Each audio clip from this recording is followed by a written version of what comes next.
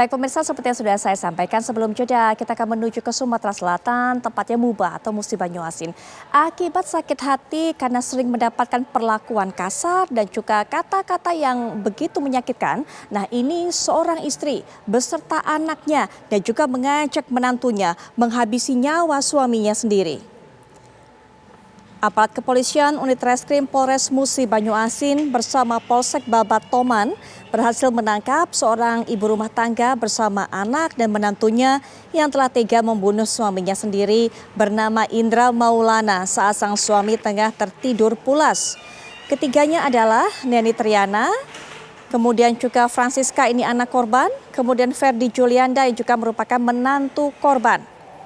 Untuk bisa mendapatkan informasi mengenai kronologi pembunuhan, bagaimana kemudian para pelaku ini merencanakannya, kita akan terhubung dengan AKP Susianto selaku Kasih Humas Polres Musi Banyuasin. Selamat malam Pak Susianto. Selamat malam Mbak Putri. Baik, Pak Susianto mungkin bisa dijelaskan kronologi kejadian ini seperti apa Pak? Ya Pak, jadi kronologi kejadian bermula dari adanya penemuan mayat pada hari Jumat tanggal 17 kemarin pukul 15.30 WIB, tepatnya di Jembatan Mangunjaya, di mana mayat tersebut sebelumnya tidak dikenal atau Mr. X, namun setelah polisi olah TKP ditemukanlah tanda-tanda kekerasan pada kepala si mayat tersebut.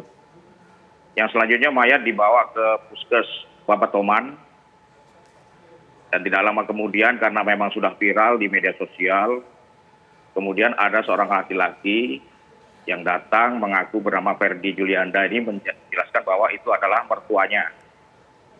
Yang tidak lama kemudian si Ferdi Juliandi tadi melapor ke Polsek Babat Toman adanya kasus pembunuhan.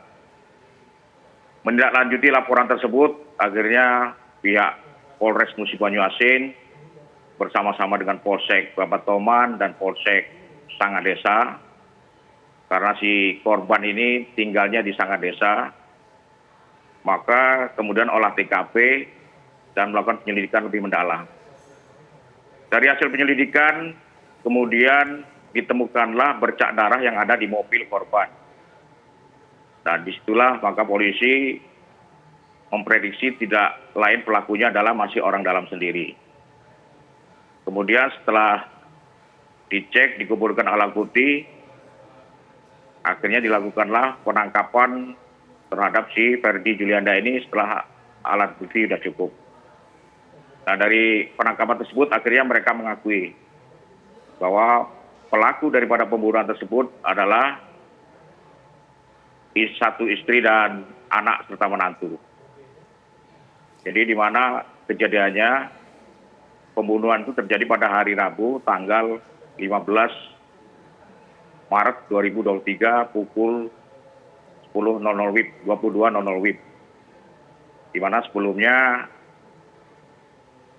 pada sore harinya si korban ini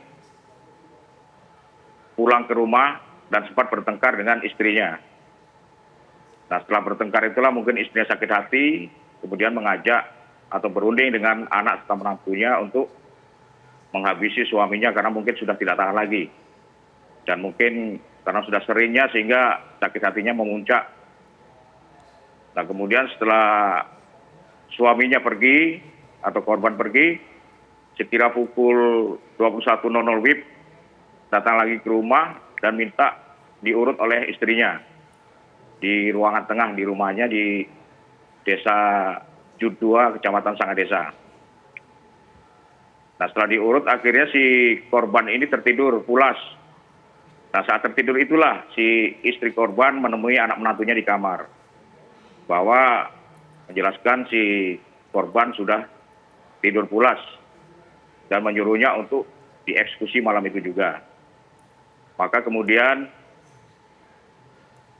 langsung dieksekusi oleh 3 orang tersebut, yaitu istrinya, anaknya dan menantunya, di mana peran daripada istrinya maupun anak kandungnya yang Francisca ini menindih tubuh korban, kemudian si menantunya mencekek leher korban setelah lemas, kemudian dibacok dengan parang yang sudah siapkan sebelumnya di bagian kepala bagian belakang, sehingga tidak berdaya lagi.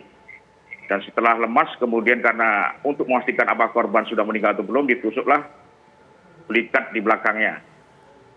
Sehingga korban meninggal dunia saat itu. Nah, setelah korban meninggal dunia, kemudian untuk menghilangkan jejak, setelah dibersihkan, akhirnya diangkut dengan mobil, dibuang pada malam harinya sekitar pukul 1, dibuang ke jembatan Mangunjaya. Berhubung malam hari, perkiraan mayat masuk ke sungai, tetapi karena malam hari tidak kelihatan, rupanya mayat jatuh pada beton tiang jembatan, sehingga mayat tidak hanyut. Sehingga kemudian pada hari Jumat itu ditemukan oleh masyarakat. Baik, Pak Susianto, 2 orang ini, anak dan menantu ini terlibat dalam pembunuhan ini, sukarela mereka juga punya rasa sakit hati yang sama seperti istrinya, atau karena paksaan ibu dan mertua mereka, atau karena paksaan si istri ini?